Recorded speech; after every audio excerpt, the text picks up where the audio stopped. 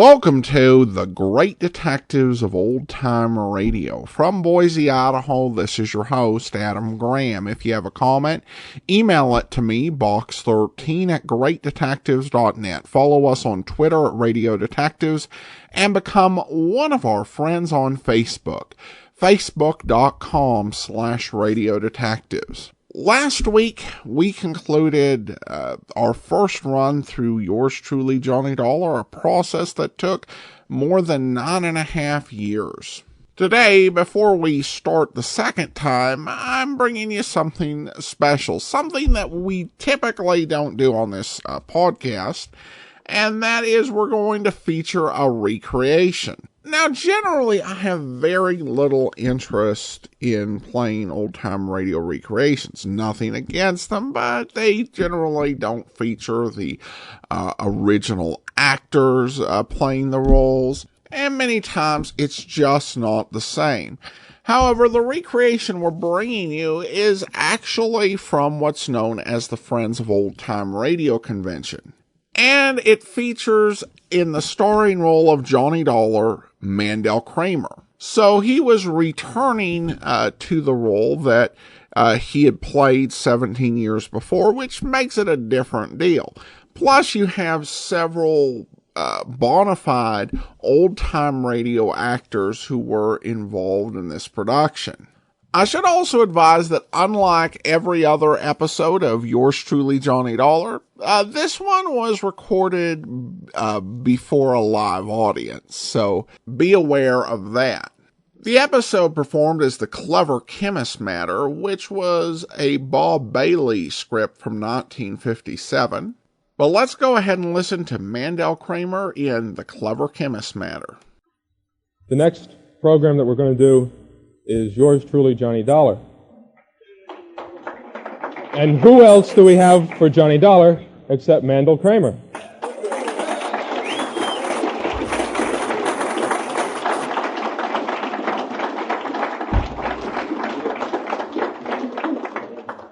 And then playing Harry is the counterpart of Manny Kramer for many years on Counter Spy, Don McLaughlin.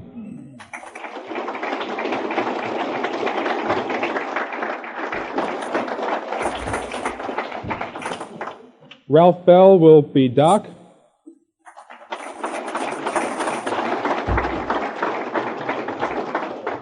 Then we have somebody doubling who's very used to doing this, Court Benson.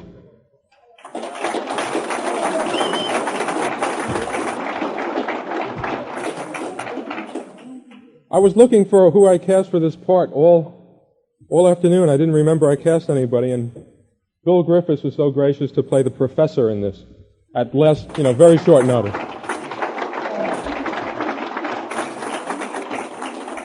Ian Martin will play Foot. It's the guy's name, Terry is the only female person of the opposite sex in the script. Will be played by Vicky Vola.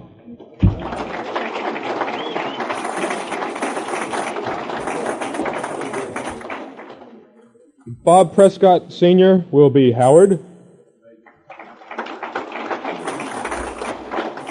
And Ray will be played by Jack Houseconneck.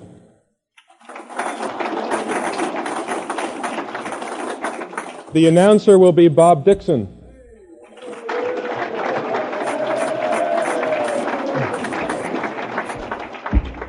And on piano and on sound effects,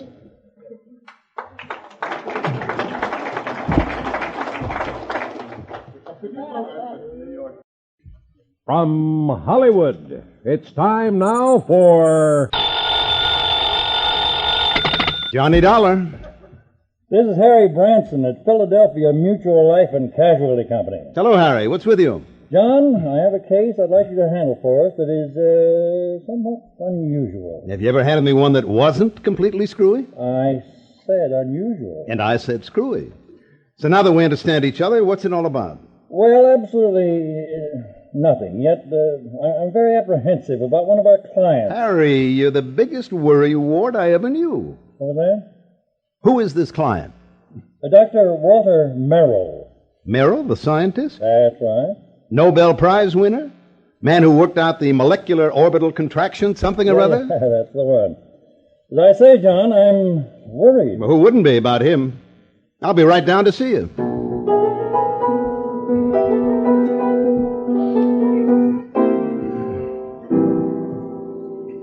In the exciting adventures of the man with the action-packed expense account, America's fabulous freelance insurance investigator, Yours truly, Johnny Dollar.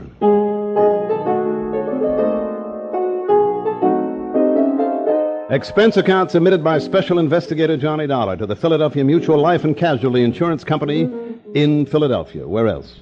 Following is an account of expenses incurred during my investigation of the clever chemist matter. Expense account item 1. $22.50, air transportation and incidentals, Hartford to New York to Philadelphia.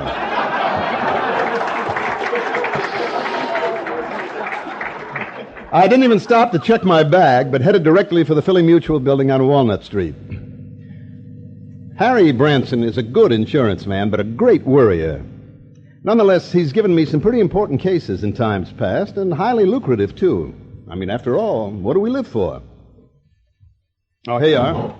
Keep the change. Thanks, Doc. John, what took you so long? What's the matter, Harry? Forget to pay the rent on your office or just forget the key? No, John. Now, as a matter of fact, I have the pay, the key right here in my, This is hardly the time or place for any levity. Surely you haven't been waiting here on the sidewalk ever since you called me. No, I haven't. But by checking plane schedules, I was able to determine when you would arrive almost to the minute and not wanting to waste time taking you upstairs to the office. Pretty urgent matter, then, Well, what's more, the drive at your self-car that I've arranged for you should be here shortly. Oh? Well, usually I arrange those things myself. Yes, I know, and how we pay for them on that expense account of yours. Oh, Harry, you touch me to the quick. My pride, my honor. Please, don't misunderstand me. I don't mean there's ever anything actually dishonest about your expense account. You don't? Well, you ought to, because believe me, I'll pat it to the hilt if I think I can get away with it. John. Anyhow, the most important reason for engaging the car was so that you can leave for Malaga without delay. Malaga? New Jersey. Ah. It's about 30 miles south and east of here. Is that where Dr. Merrill is? Yes. As is his custom, he chooses to work in some isolated spot where he can't possibly be disturbed. Now, he and his colleague, that is. Colleague? I always heard that he worked alone, freelance. Well, you heard all right. However, he now has a Professor Theodore Nash with him. Nash? Yes, one of our foremost chemists, at least according to Dr. Merrill. I've never heard of him. Now, what seems to be the trouble? Well, John, they're working together on what I'm sure is some top-secret project. Now, wait a minute. Didn't Merrill have something to do with the early rocket experiments? Precisely, which is why I suspect their present work may have something to do with the space satellite or intercontinental missiles or something like that. Possible. But what has all this got to do with you? Well, it's their insurance. Now, Dr. Merrill's had a policy with us for some years, $20,000. And Professor Nash? Well, recently he took out a policy with us, too, for $10,000. And the beneficiary? Nash made Dr. Merrill his beneficiary. Well, that sort of thing is often done between men working together, Harry. You know that. Yes, I know, so that if anything happens to one, the other will be financially able to carry on what they've started. Right. Which is no doubt why Dr. Merrill changed the beneficiary of his policy to Theodore Nash. Well, what's the worry? Well, no sooner was the change made than I received a letter of protest from Dr. Merrill's daughter. Who is she? Mrs. Howard Harding. She and her husband live in West Philadelphia. He's a welder for an aviation company, I think. Well, what did she base her protest? She claims her father must have been coerced into changing the policy. Oh, come on now. Wait a minute. That sounds like the hungry relative who complains about being cut out of a will. Well, it might if Mrs. Harding weren't a perfectly well-balanced, intelligent, sure quite unselfish person, a completely honorable... Is she good-looking? Yes. And sweet to you? Yes, she is. Well, that is, John, I don't know what you're trying to Oh, they do it every time. Oh, come on now, John. Particularly when there's a bit of money involved. Good-looking insurance broker like you, and you're a bachelor, too, aren't You you? are pulling my leg. Oh, Harry. Then I guess we're all suckers for a sales talk from someone like that. Now, that has nothing to do with it. I've had these hunches before, John, and they've always been right. Now, even you will have to admit to that. I will confess that in the cases I've handled for you so far, why don't you call up Dr. Merrill? I think the quaint old fellow would die rather than have a phone near enough to disturb him in his work. Oh, yeah, here's your rental car. Waiting at the curb. Off you go, John. See what you can find out. Okay, Harry. It all sounds like a lot of nothing that you're worried about, but as long as you're willing to pay for it. And I always did like South Jersey this time of year.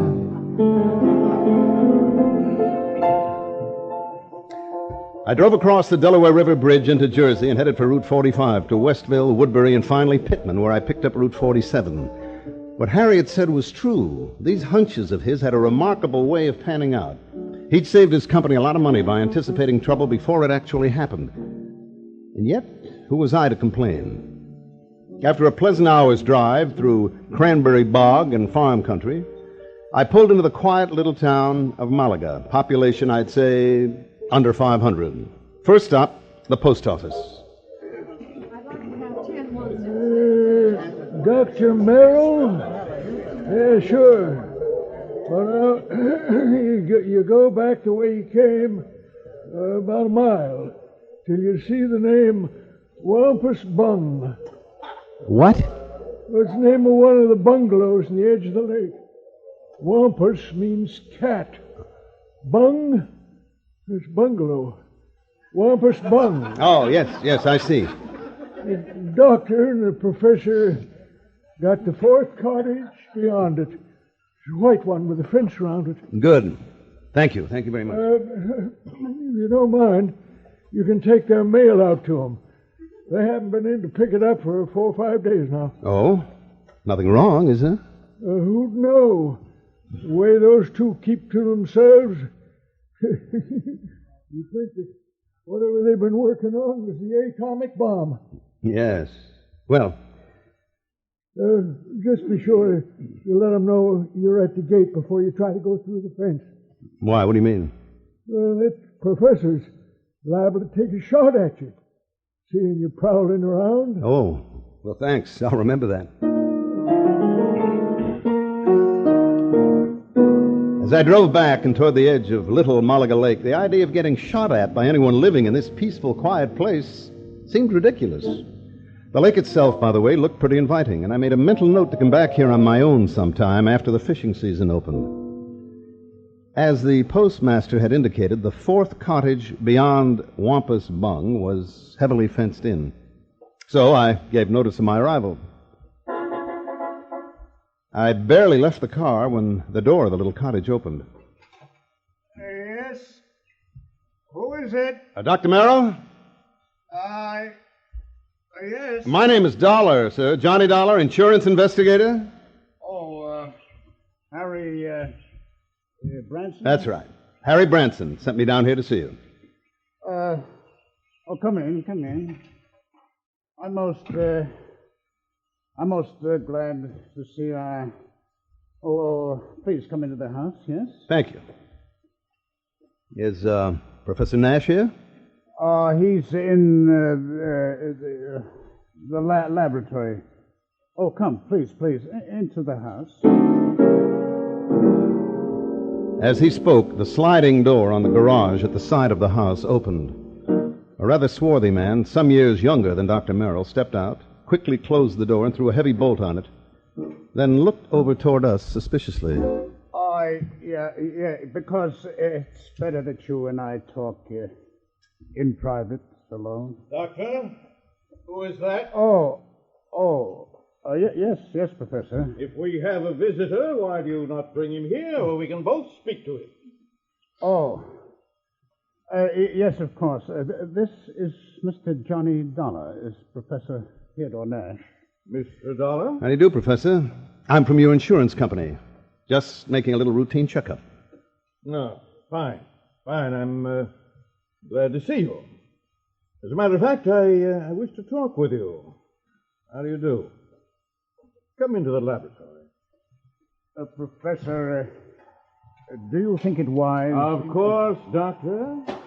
Since he is not a man of science, I'm sure there is no harm in his seeing it.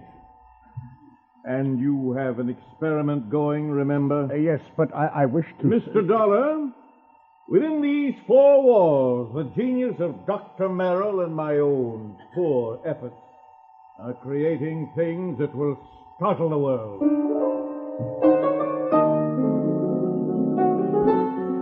Outside, the small building looked like an ordinary two-car garage, somewhat in need of paint and repair.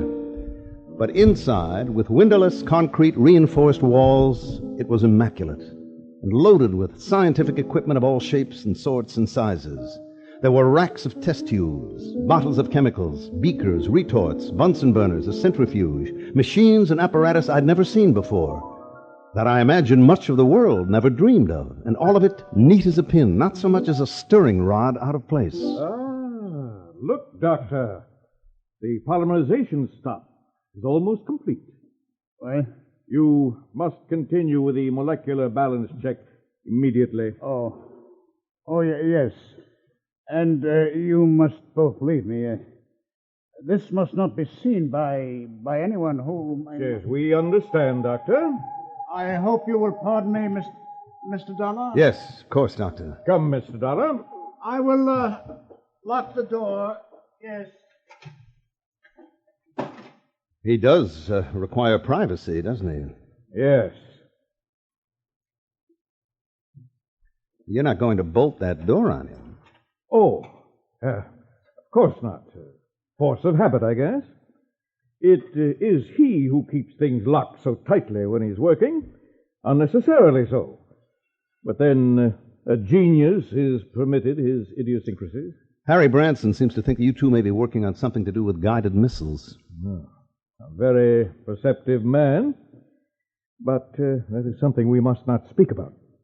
Well, if that's so, I should think this place would be heavily guarded. It's hardly necessary in this isolated little community, especially since it is not generally known that we're here. But why have you come here, Mr. Dollar? Just a routine checkup. We usually do this when sizable policies are changed. Is something unusual about two men working together on important things, ensuring in each other's favor? Well, no.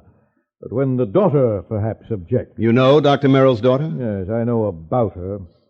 And about her unfortunate marriage to that day laborer. Nothing wrong with day labor, Professor. Yes, but one who waits for a great man like the doctor to die so that he can get his hands on the insurance money. You think so? You think that's why his daughter objected to the change? Well, of course. His money will be used to further his work. By me.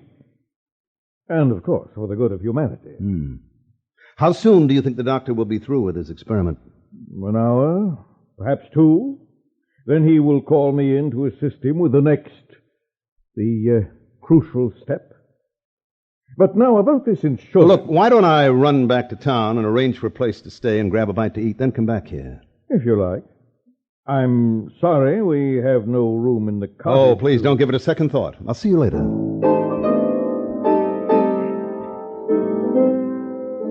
Something of Harry Branson's hunch had passed on to me, a strange feeling about the whole setup. There was something wrong about both Merrill and Nash, particularly the latter, something I couldn't put my finger on. Was Dr. Merrill afraid of Nash? I don't know. Item 2, $1 even for a quick bite in a little cafe along the highway, after I'd made arrangements for a room for the night in a private home that took in boarders. It was not much over an hour later when I drove back to the little cottage by the lake and the laboratory with its important secrets.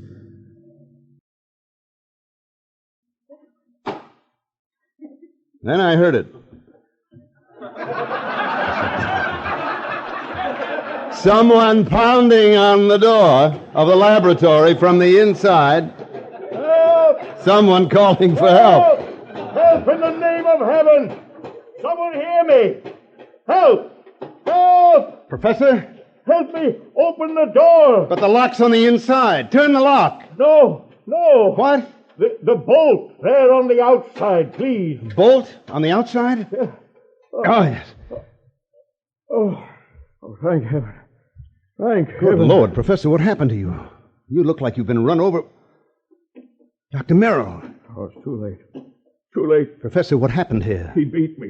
Threw acid at me. The doctor? No, the man who... Then he killed the doctor with a gun. Killed him. Who, Professor? Who? I don't know. Act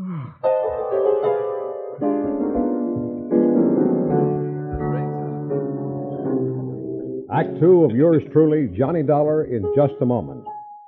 Sundays on most of these same stations, it's the FBI in Peace and War. Here's drama that pulls no punches, revealing how unsung heroes of the Federal Bureau of Investigation operate to track down criminals and saboteurs. Listen, just a few minutes from now, as the Dragnet closes on another public enemy. It's 30 minutes of thrilling, spine-tingling drama on the FBI in Peace and War. Now, Act two of yours truly, Johnny Dollar, and the clever Chemist matter.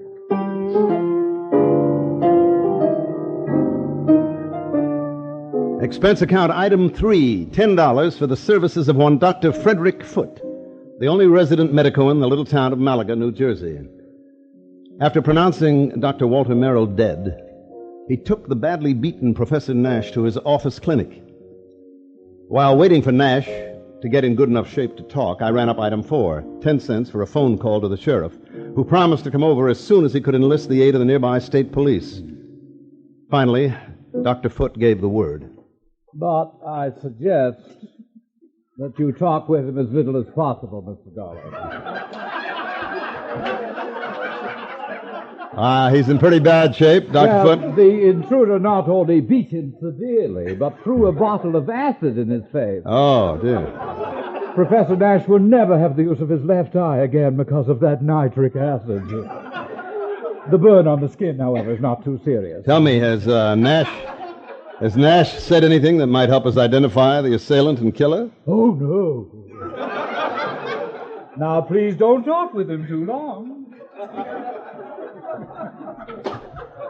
Yes? Oh, hello, Professor. Yes. Oh, Mr. Dollar, Mr. Dollar, I'll never see again with my left eye. He's told me. Yes, I know. I'm very sorry. The great Dr. Merrill. He's dead. What a loss. Professor, did you see the man who attacked you? Yes? Can you describe him at all? I don't want to tire you, but it's very important if you can. Yes.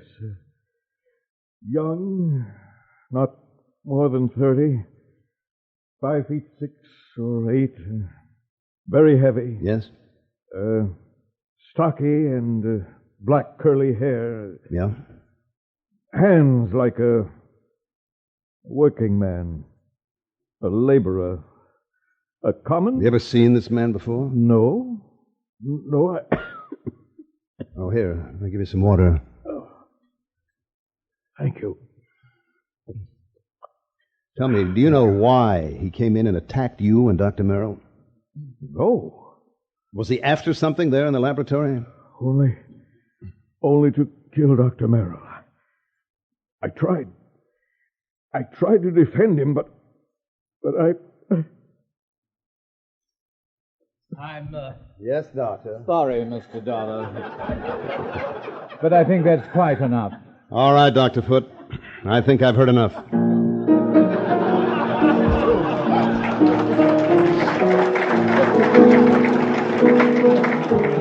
I managed to get back to the cottage by the lake before the police arrived. I made a quick search and came up with one very damning piece of evidence. In one of the bedrooms, I found a picture of a wedding couple. It was inscribed, "Love to the dearest father in the world." And next to the bride stood a man who answered perfectly to the description Professor Nash had given me. The husband of Dr. Merrill's daughter, Howard Harding. Then I thought of what Nash had said about Harding. His antagonism toward him, his conviction that Harding was the one who resented the change in the insurance policy. There was something else, too. Something that had happened when I talked with Nash in the doctor's office. By the time I got back to the laboratory, the sheriff and state police arrived. The sheriff, I'm afraid, badly mussed up any prints that might have been left on the bottle of acid. However, in the weeds outside, a state trooper found the pistol, a .38 caliber Luger, that had killed Dr. Merrill. The fingerprints had apparently been wiped off, but the gun was carefully wrapped to be checked more thoroughly by... Fingerprints? Before taking off on a mad dash back to Philadelphia, I stopped at Dr. Foote's and picked up one water tumbler. Item 5. $3.70 for a tank full of gas.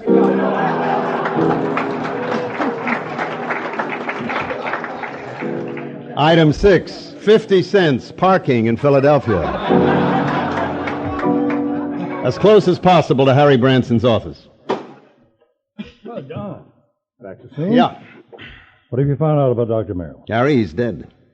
What? I haven't had time to get all the details, but listen. But John... No, listen. First, write down the address of Mr. and Mrs. Howard Harding for me.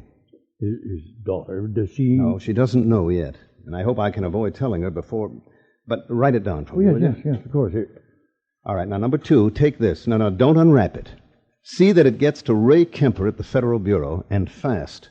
He'll know what to do with it, and I'll check with him about it later. Thanks, Harry. Well, but now, John... Harry, this is one time this expense account of mine is going to save you a lot of money. I think. I don't know how many red lights I skipped in the drive out to West Philadelphia, but I felt like a hound dog on a hot scent. The home of Mr. and Mrs. Howard Harding turned out to be in a nice, quiet, residential area. I was met at the door by the girl in the wedding picture, a tall, very nice-looking blonde in her late 20s. Oh, yes? Mrs. Harding? I'm Terry Harding. I'm Johnny Dollar from your father's insurance company. Oh, good. Come in. Please come in. Perhaps you can help me make him do something about that policy of his. Well, that isn't exactly... Someone has poisoned Daddy's mind, Mr. Dollar. What do you mean? Well, it isn't that I want the money if Daddy dies, which, heaven forbid... Well, it doesn't exactly look as though you need it. Why, of course we don't. Howard's been doing so wonderfully at Colonial Aviation. Oh, apparently. I'd had a notion that he was just a welder or something. Oh, dear. No. That's what Daddy called him because he wasn't too fond of Howard. And that's why, that's the way Howard started before we were married. Now he's one of the officers of the company. Where is he, Mrs. Harding? Well, as a matter of fact, I thought that you were Howard when you drove up just now. He's been fishing. Fishing? Mm-hmm. Some little lake over in Jersey. He goes every Saturday, all by himself. Malaga Lake? No, Malaga's where Daddy works. He and that, That what, Mrs. Harding?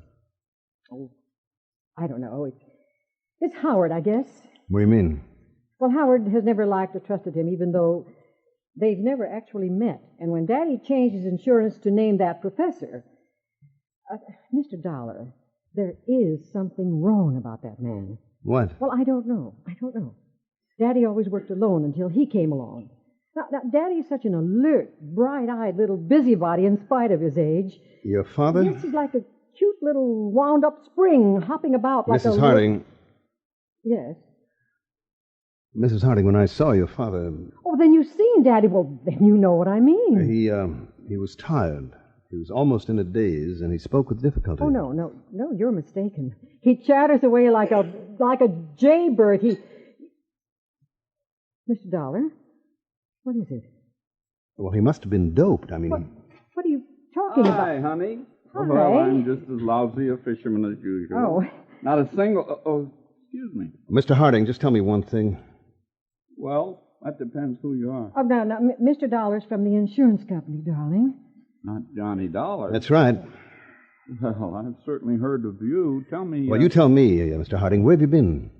Why, fishing. Where? Oh, over in Jersey. Yes, but where? Well, a little private lake. Where? Over near Mount Holly. That one place I know of where nobody else ever goes. Where I can get rid of the cobwebs, that's my job. Hey, wait a minute, Dollar. What is this? Harding, you've been identified as the man who murdered Dr. Walter Merrill.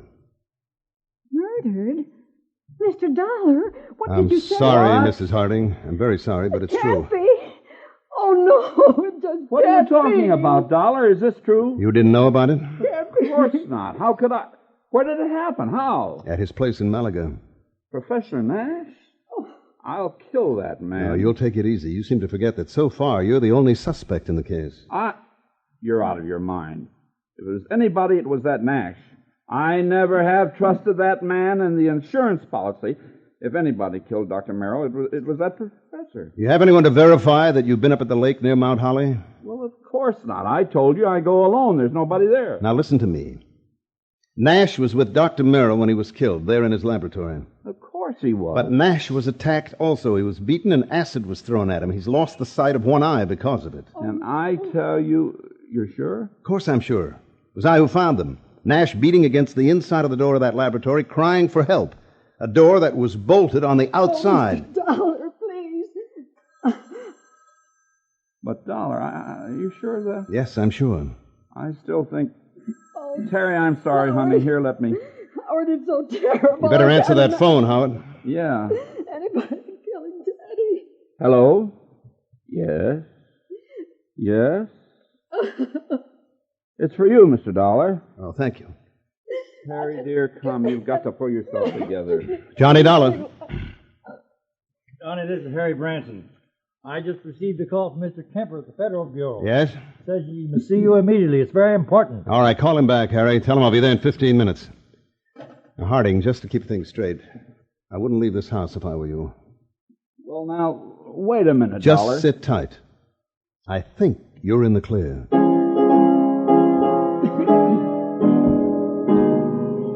More red lights got passed up on my way into the Philadelphia office of the Bureau.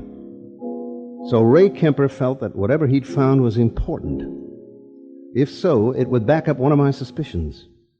But in view of the circumstances and that bolted door on the laboratory, for instance, how could it? Important is putting it mildly, Johnny. The prints that you found on the water glass, Ray. 3 sets. 1, yours. Naturally, yes. 2, a Dr. Frederick Foote, who is currently practicing medicine. Yes, I know, in the town of Malaga, New Jersey. That's where the glass came from. Oh, because the 3rd set of prints, Yes? I had to go into the international file for them. And Johnny? The international file. Nash? Theodore Nash? Nash. Nashevsky. What? Theodore Nashevsky.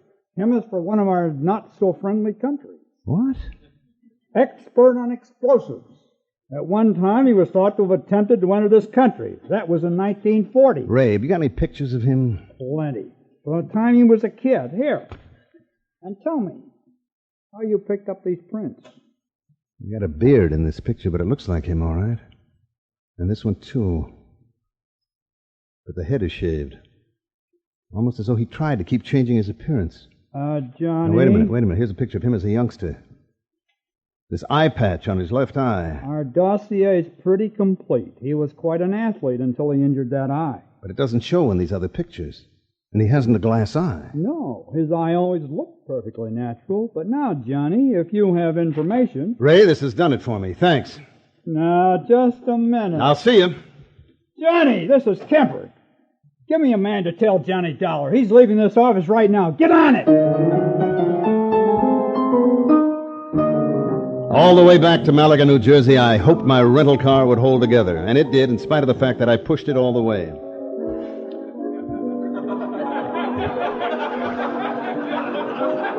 International intrigue is a bit out of my line. But this time, so help me, I was beginning to feel like an FBI man. I stopped at state police headquarters along the way, and according to them, Nash was off the hook, not only because of the acid thrown in his face, but even more important, because of my own testimony that I'd found them locked in that laboratory. I stopped again at the lab. Nothing. Then back to Dr. Foote's office. Very well, Mr. Dollar. When they arrive, I'll insist that they wait for you. Thank you, Doctor. Well, Professor? Have they found anything, Mr. Dollar? Have they found the man who attacked us and killed poor Mr. Merrill? Professor, I think I have. Oh? But tell me something. Yes, of course. Your government doesn't pay you very well, does it? Merrill and I were not working for the government, Mr. Dollar, although, of course, the results of our work... I'm talking about your government. Your own real boss. I don't understand. No doubt it's very much interested in anything this country develops in the line of guided missiles, that sort of thing. Mr. Dollar... Now, let me go on. Merrill was doing important work, stuff that would be of inestimable value to any country in the world. Well, of course. And your country would have paid you well for the results of his work. But, brother, they'll never get them. I don't know what you're talking about. Money. The loot from Merrill's insurance.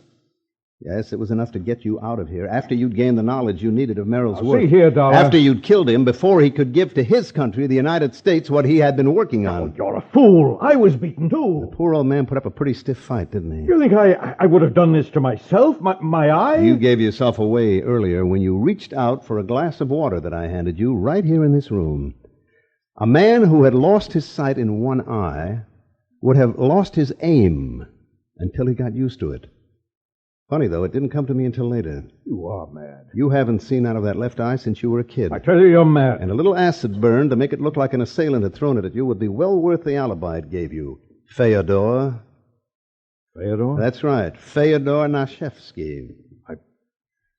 Listen to me. You were the one who found us locked in. The door bolted from the outside. You found it. Yes, and also the cord, the string that you used to pull the bolt to, that you looped over the bolt and pulled after you got inside. You couldn't have. I dropped it in a vat of acid that...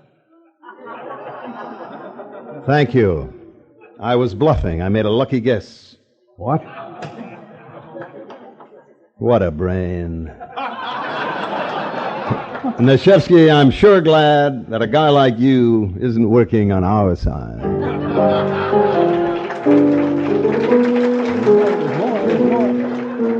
The capsule he fished out of his pocket never got to his mouth. And I'm afraid he won't see very well out of his other eye for a while. My knuckles still hurt. It was lucky for him that the police arrived. I'm afraid I don't like guys like him. Expense account total, including all the incidentals I could think of, and transportation back to Hartford, $84.35. Don't beef on this one, Harry. The criminal, in spite of being the named beneficiary, doesn't get paid. And think of what you and I and your insurance company have contributed to the State of the Union. Yours truly, Johnny Dollar.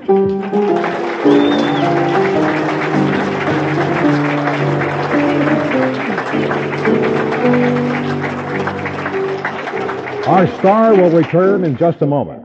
As far as we know, nobody's ever been expelled from school for laughing too much at our forlorn schoolmarm, our Miss Brooks, as played by Eve Arden. As a matter of fact, the whole point of this lighthearted comedy series is to make folks laugh.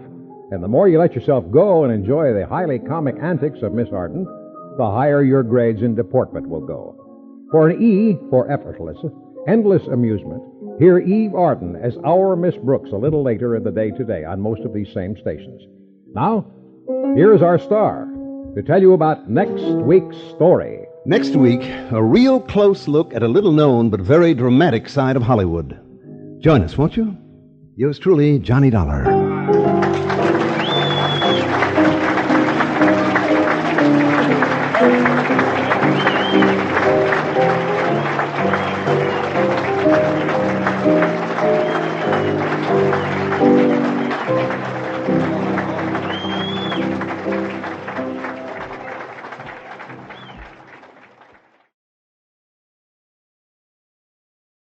Welcome back. An interesting performance. I thought Mandel Kramer was really, really good. You can't tell too much that it had been 17 years since he played the role. He just stepped back into it and did, like I said, a very, very solid job. And he managed to hold his composure even while the audience was cracking up.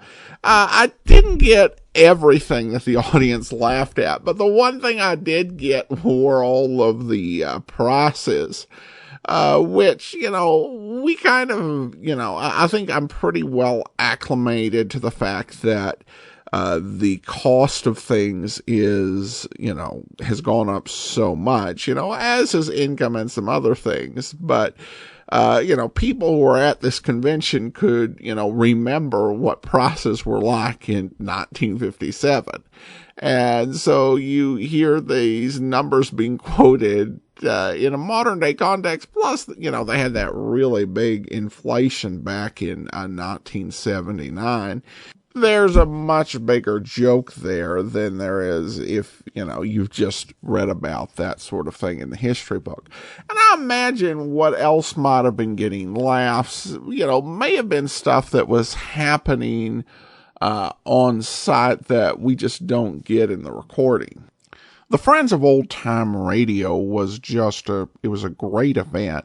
The 1979 convention was the first to bear the name, although Martin Grams wrote a really good article on it, and there were 3 conventions starting in 1976 that were essentially the same convention, but not bearing that Friends of Old Time Radio name yet. That would come into play in 1979, and they'd continue it till 2011, and bring in a lot of stars from the golden age of radio who came. They talked about their experiences and told their stories. And Mandel Kramer was, a part of that. He not only did this convention, he did a prior convention where he actually played the Shadow in a recreation. And he gave interviews, and that was while he was still having a very solid television career. He was someone who made himself available to the fans. And we have bits and bobs from that era. There's interviews that were done that circulate about. And, so we haven't lost all of it. But I have to say that, it would have been really intriguing to be able to go to one of these, conventions and meet some of those old-time radio stars who survived into the 1970s and 80s and continued to participate in these conventions. They ended in 2011 just because of a declining number of radio stars who were still alive, but maintained a 40-year tradition of fans coming together, generally in late October, to discuss old-time radio, meet with vendors, and like I said, it just sounded like it was incredible fun, and so glad to bring you a piece of it. All right, well, listener comments and feedback. Pastor Lisa writes, regarding, this one was on the Deadly Crystal matter. Oh my, just one more episode and we finished with this series. I started listening in 2011 in September to this podcast. I can't believe it's been that long, but I remember finding this podcast after I came home from the hospital. I'm so looking forward to hearing Johnny Dollar from the beginning. My favorite is Bob Bailey. Thanks, Adam. You rock. Well, thank you for your kind comments, Pastor Lisa. And if you came in September of 2011, you would have been starting to listen just towards the end of the Edmund O'Brien era on yours truly, Johnny Dollar. So you may get to hear a little bit more of the evolution of the program starting next week. Thanks so much for the comment, Pastor Lisa, and we will be back next week. We start from the beginning, back to the first Johnny Dollar audition in 1948. Then, of course, tomorrow we'll be back with Dragnet. I do want to go ahead and thank our Patreon supporter of the day. Thank you so much for Melanie. She's been one of our Patreon supporters since February of 2017, currently supporting us at the Chemist level of $4 or more per month. Thanks so much for your support, Melanie. And I do encourage you, if you'd like to contact us, email me, box13@greatdetectives.net. Follow us on Twitter, Radio Detectives, and become one of our friends on Facebook, facebook.com/Radio Detectives. From Boise, Idaho, this is your host, Adam Graham, signing off.